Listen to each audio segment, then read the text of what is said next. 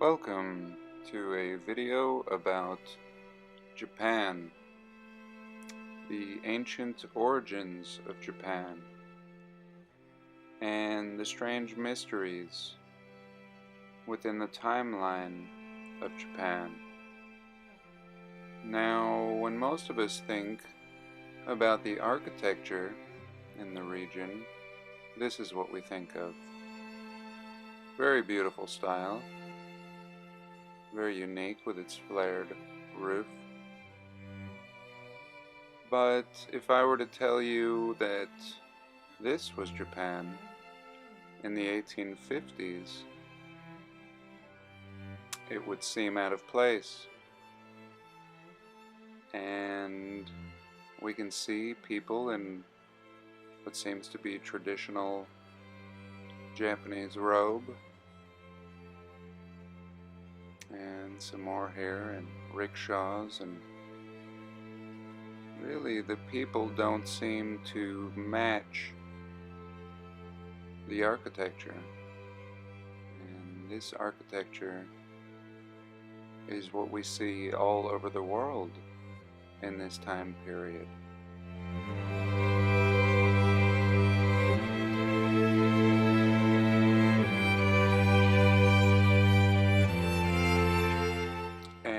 At a first glance, nobody would believe that this was Japan initially. And very similar with this bridge, and the light posts on the bridge don't seem to match the style that's in the background of the larger Japanese home. And yet the bridge in this picture doesn't seem to match the walls on either sides of the bridge. It seems as if there are two different styles or builders in this particular picture. And now here, again in Japan, we see railways and power lines, and we see old Greek-Roman style buildings. Again, what we saw all over the world. Now they tell us that the Japanese began building in this fashion.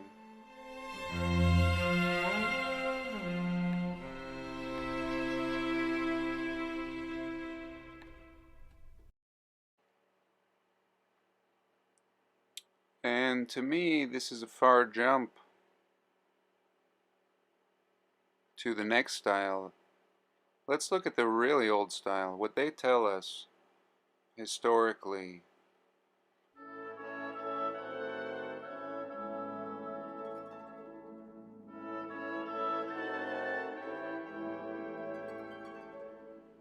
And these would have been the Ainu people.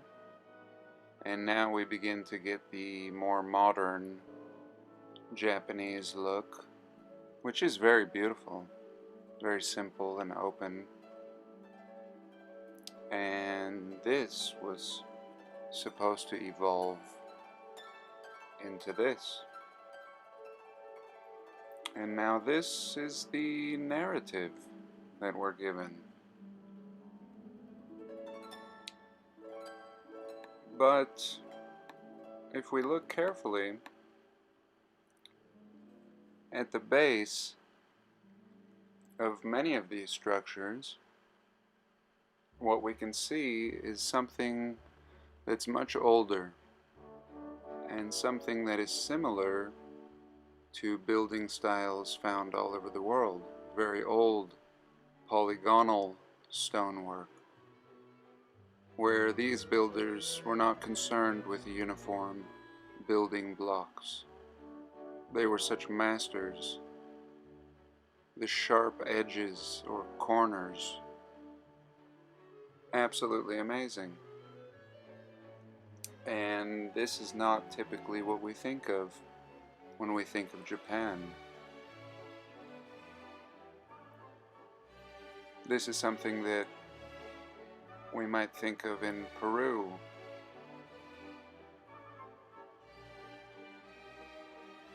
but yet this style is found all over the world. I was really amazed when I first saw these.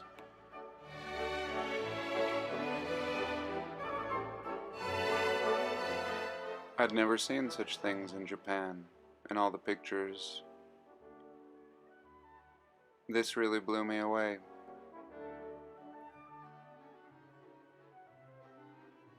Absolutely impressive stonework. From what I'm going to call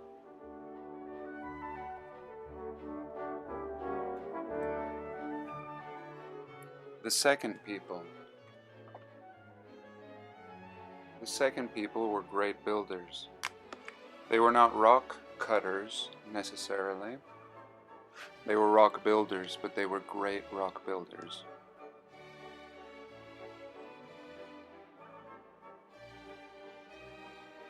And yet, whatever was on top of these structures is gone. Really, all we're seeing is the foundation.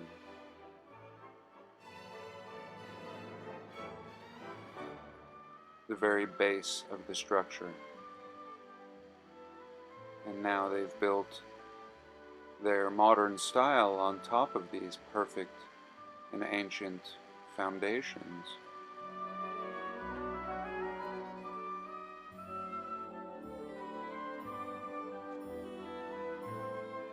But who really knows what was originally on top? Were they giant towers? They sure seem to be able to support much larger structures than what we see on top.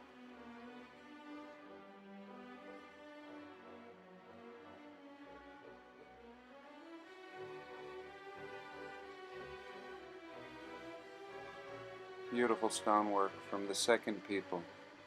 Now let's have a look at the first people, what I'm calling the first people. Now this is underwater off the coast of Yonaguni Island, and this is in Japan, about 67 miles from the east coast of Taiwan.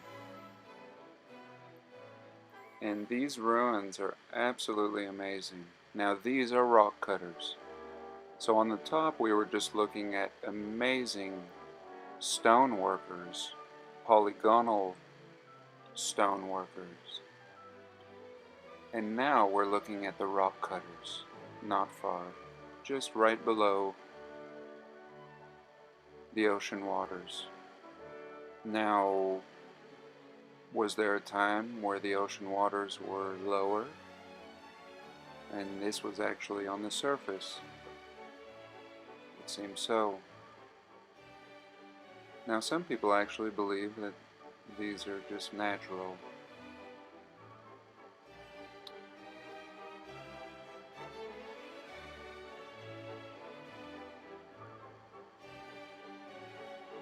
But they sure seem to have been carved with the same precision that we see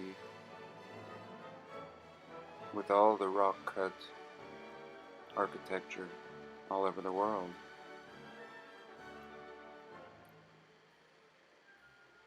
It sure seems like strange architecture. Perhaps it could be some machinery. And now we look at a piece that actually was above the waters, which leads me to believe that all of it at one point may have been. And this looks more like this could have been an amazing house with its doorway. Now let's have a little recap or rewind. So this is the first people, the rock cutters, mostly in the Sea of Japan. And next we move to the masons, the amazing masons that must have been giant people to make such giant blocks. We would never conceive of making such large blocks with our small human size. And next, third phase or wave of Japan is this. Both colonial and Greco-Roman styles. Very modern, very, very modern. And finally, and lastly, the cheap yet beautiful wooden structure that will not live a fraction as long as its older counterparts. And now let's have a look at the old inhabitants. These are the Ainu people, the original inhabitants, according to our history, of Japan. And many of them seem very Caucasian. And their clothing seems to indicate things that we see from different tribes all over the world, as if these are the remnants of an older people. And the women would tattoo mustaches, and this is also found in different parts of the world.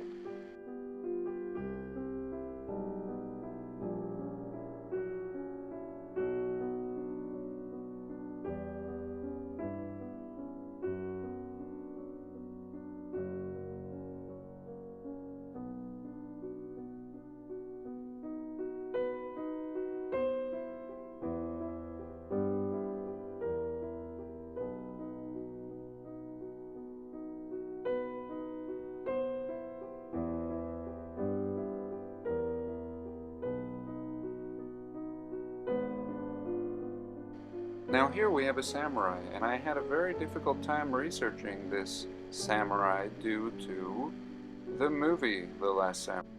And this Caucasian man is a samurai, a revered samurai, and has a shrine in Japan dedicated to his deeds.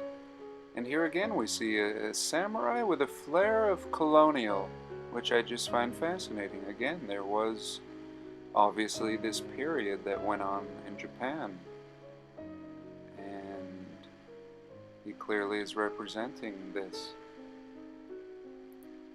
So that's it for now. Thanks so much for watching. Please like, subscribe, and comment. Have a blessed day.